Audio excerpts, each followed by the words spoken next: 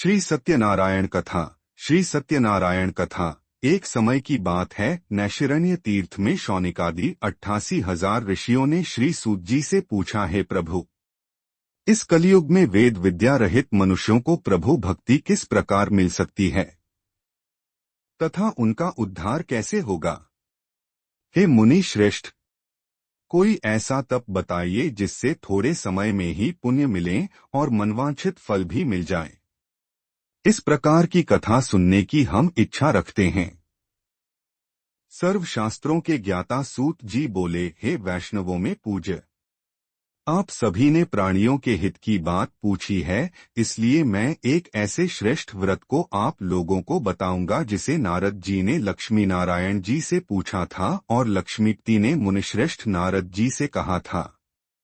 आप सब इसे ध्यान से सुनिए। एक समय की बात है, योगीराज नारद जी दूसरों के हित की इच्छा लिए अनेकों लोकों में घूमते हुए मृत्युलोक में आ पहुंचे। यहाँ उन्होंने अनेक योनियों में जन्मे प्राय सभी मनुष्यों को अपने कर्मों द्वारा अनेकों दुखों से पीड़ित देखा। उनका दुख देख नारद जी सोचने लगे कि कैसा यत्न किया जाए जिसके करने से निश्चित रूप से मानव के दुखों का अंत हो जाए। इसी विचार पर मनन करते हुए वह विष्णुलोक में गए। वहां वह देवों के ईश भगवान नारायण की स्तुति करने लगे, जिनके हाथों में शंख, चक्र, गदा और पद्म थे, गले में वरमाला पहने हुए थे।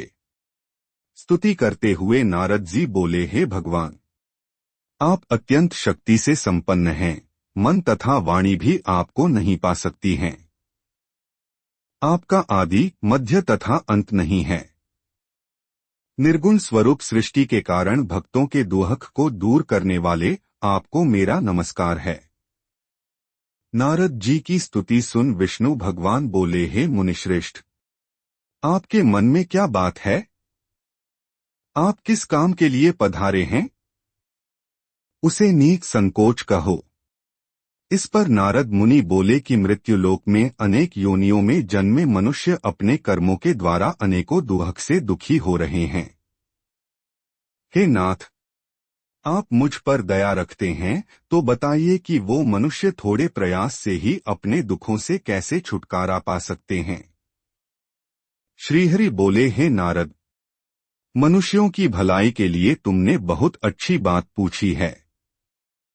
जिसके करने से मनुष्य मोह से छूट जाता है, वह बात मैं कहता हूं, उसे सुनो। स्वर्ग लोक व मृत्युलोक दोनों में एक दुर्लभ उत्तम व्रत है जो पुण्य देने वाला है। आज प्रेमवश होकर मैं उसे तुमसे कहता हूं। श्री सत्यनारायण भगवान का यह व्रत अच्छी तरह विधानपूर्वक करके मनुष्य तुरंत ही यहाँ सुख भोग कर मरने पर मोक्ष पाता है। श्रीहरि के वचन सुन नारद जी बोले कि उस व्रत का फल क्या है और उसका विधान क्या है?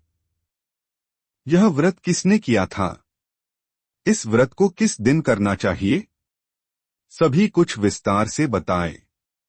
नारद की बात सुनकर श्रीहरि बोले, दुख व शोक को दूर करने वाला यह व्रत सभी स्थानों पर विजय दिलाने वाला है। मानव को भक्ति व श्रद्धा के साथ शाम को श्री सत्यनारायण की पूजा धर्म परायण होकर ब्राह्मणों व बंधुओं के साथ करनी चाहिए। भक्ति भाव से ही नैवेद्य, केले का फल, घी, दूध और गेहूं का आटा सवाया लें। गेहूं के स्थान पर साठी का आटा, शक्कर तथा गुड़ लेकर वह सभी भक्षण योग्य पदार्थों को मिलाकर भगवान का भोग लगाएं। ब्राह्मणों सहित बंधु बांधवों को भी भोजन कराएं, उसके बाद स्वयं भोजन करें। भजन कीर्तन के साथ भगवान की भक्ति में लीन हो जाएं। इस तरह से सत्यनारायण भगवान का यह व्रत करने पर मनुष्य की सारी इच्छाएं निश्चित रूप से पूरी होती हैं। इस कलिकाल अर्थात कलियुग में मृत्युलोक में मोक्ष का यही एक सरल उपाय बताया गया है। इति श्री सत्यनारायण व्रत कथा श्रीमन नारायण नारायण नारायण भज मन नारायण नारायण नारायण।